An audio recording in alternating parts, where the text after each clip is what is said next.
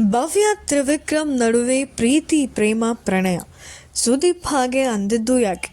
Big boss ಕನ್ನಡದ ಪ್ರತಿ ಸೀಸನ್ನಲ್ಲೂ ಕನಿಷ್ಠ ಒಂದು ಜೋಡಿ ಕಾಯಂ ಆಗಿರುತ್ತದೆ. ಈ ಸೀಸನ್ನಲ್ಲಿ ಭವ್ಯ ಹಾಗೂ ತ್ರಿವಿಕ್ರಮ್ ಆರಂಭದಿಂದಲೂ ಒಬ್ಬರಿಗೊಬ್ಬರು ಎಂಬಂತೆ ಅಂಟಿಕೊಂಡೇ ಇದ್ದಾರೆ.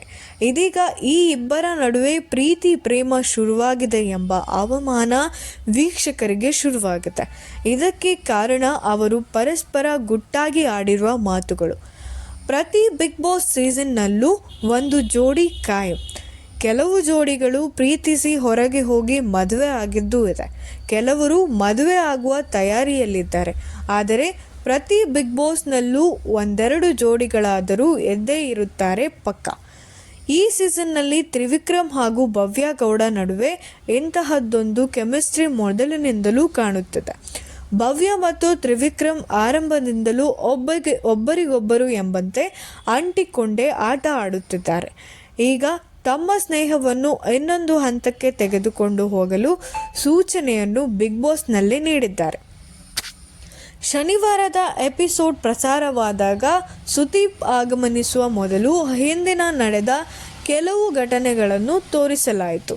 ಈ ಸಂದರ್ಭದಲ್ಲಿ ಎಲ್ಲರೂ ಮಲಗಿದ ಮೇಲೆ ತ್ರಿವಿಕ್ರಮ್ ಮತ್ತು ಭವ್ಯ ಅವರು ಮೂಲೆಯಲ್ಲಿ ಕೂತು ಏನೋ ವಿಷಯ ಮಾತನಾಡುತ್ತಿದ್ದರು.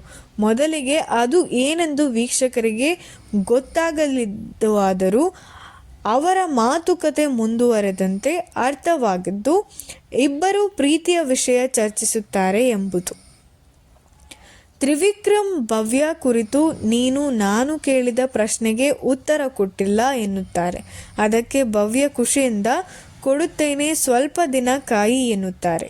ನೀನು ಆಡುತ್ತಿರುವ ರೀತಿ ಮಾಡುತ್ತಿರುವುದು ನೋಡಿದರೆ ನೆಗೆಟಿವ್ ಉತ್ತರ ನೀಡುತ್ತೀಯಾ ಅನಿಸುತ್ತಿದೆ ಎನ್ನುತ್ತಾರೆ ತ್ರಿವಿಕ್ರಮ್. ಅದಕ್ಕೆ ಭವ್ಯ ನಗುತ್ತಾ ಅಯ್ಯೋ ಹಾಗೇನಿಲ್ಲ, ಸ್ವಲ್ಪ ವೆಯ್ಟ್ ಮಾಡು ಎಂದು ನಗುತ್ತಾ ಹೇಳುತ್ತಾರೆ.